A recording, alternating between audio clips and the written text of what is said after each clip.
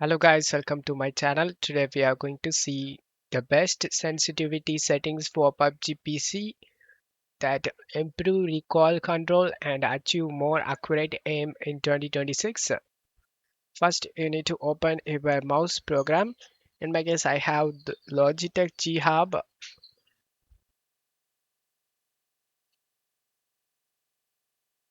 DPI speed set to 400. Report rate set this to 1000 Hz. Once you done this, launch the game. I will show you guys the in-game sensitivity. Once you are in game, go to settings and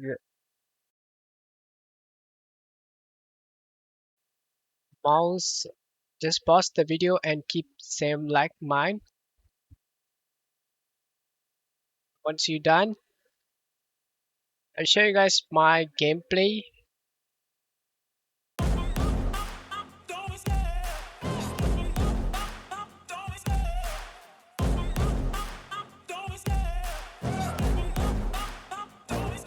I love the chase and the hunt, and I set the pace when I'm running. I always take what I want, and I always give it 100. Don't need a bank, no, I'm funded. Play the game like it's nothing. I'm always